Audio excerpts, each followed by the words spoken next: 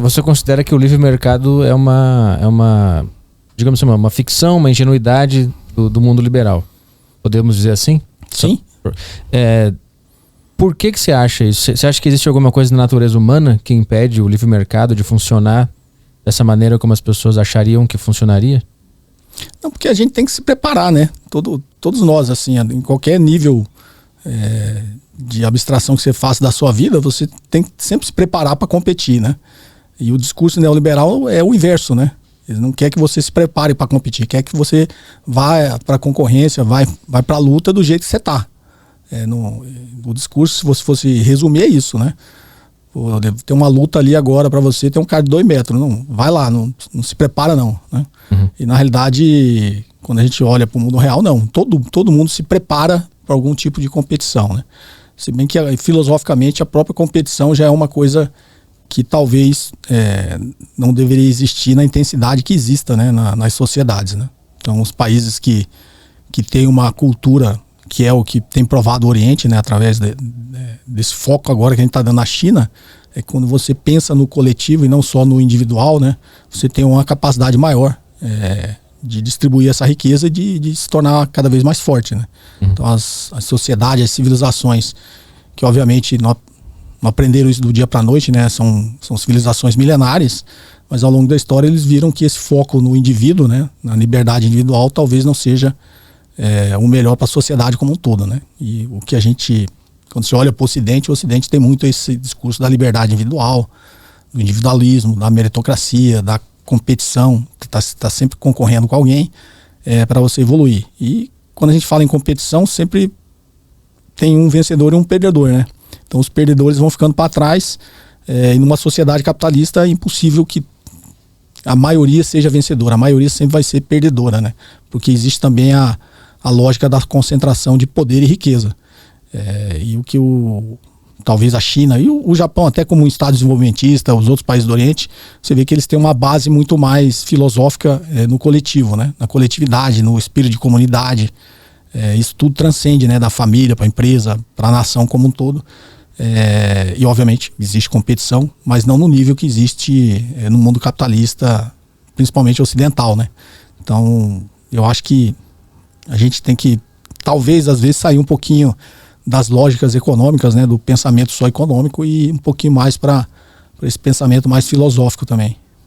Que descamba num pensamento econômico lá para frente, que causa essas duas formas de gerar a economia que a gente tem hoje, né? Sim. Uma coletiva, uma individual. Mas você acredita que existe algo no ser humano que sempre que você deixar o livre mercado agir, ele vai sempre descambar em monopólios, em poder, em acumulação de riqueza?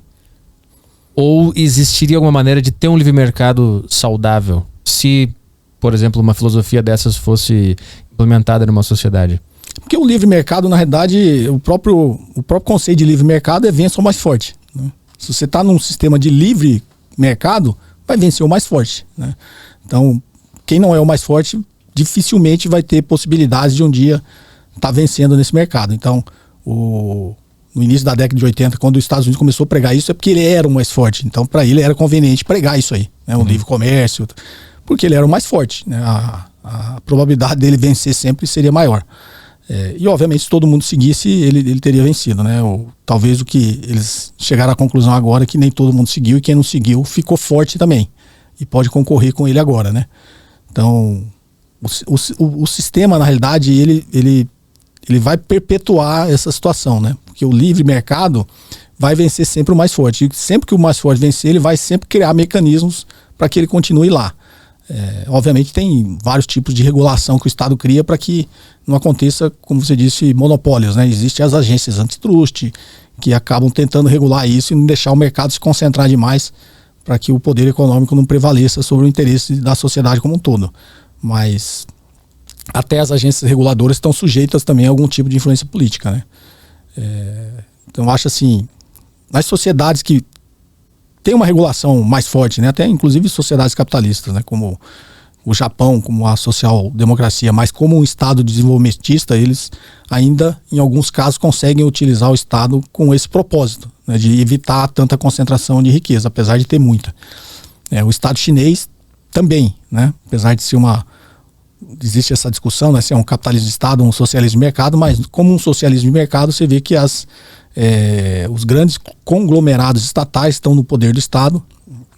Eles concentram, obviamente, riqueza, mas está na mão do Estado, e o Estado tenta regular o mercado da economia chinesa dessa forma, né, com que os grandes setores produtivos consigam ter algum excedente para que o Estado consiga subsidiar os setores teoricamente improdutivos, né? Porque em algum momento, e a própria China está passando por isso agora, né? Quando você vê ela transferindo as suas indústrias, né, para o Vietnã, para o Camboja, né, para os países ali do Sudeste Asiático, justamente porque ela já chegou num estágio lá do início dela, quando para ela era competitiva e ela conseguia produzir produtos de baixa tecnologia, que a gente chama de low tech, né, de forma muito competitiva. Hoje já não é mais, né? Então, lá no início da década de 80, ela produzia tênis, tudo, ela era muito competitiva. Hoje ela já não é mais competitiva para produzir isso.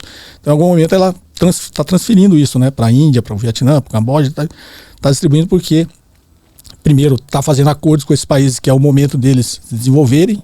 Obviamente, tem um interesse chinês de que transfira isso para lá, que na economia chinesa não é tão competitivo, e a economia chinesa já escalou, né, para a fronteira tecnológica, para a alta tecnologia. Mas se você for pensar no mundo como um todo, em algum momento todos os países vão ter essa dificuldade, né? Então, como fazer com que a economia continue funcionando e sendo benéfica para toda a sociedade? É justamente porque em algum momento alguns setores vão ser improdutivos, né? Não vão ter como gerar a margem que o modelo capitalista exige, né? Então, talvez o que a China possa nos ensinar, eu acho que ela está até desenvolvendo ainda esse lado, os setores que geram muito retorno e tem retorno excedente, desde que eles estejam na mão do Estado, ele consegue subsidiar esses setores que, teoricamente, em algum momento vão ser, que a gente chama de improdutivos. Um exemplo clássico é saúde, né? Saúde na mão do Estado, o que a gente poderia, se bem que é uma visão meio enviesada só sob o ponto de vista econômico, né? Mas se você for pensar só do ponto de vista econômico, existem setores que são improdutivos. Na realidade, eles nem existem para gerar retorno, eles existem para gerar bem-estar, né? Como saúde, educação, arte, cultura.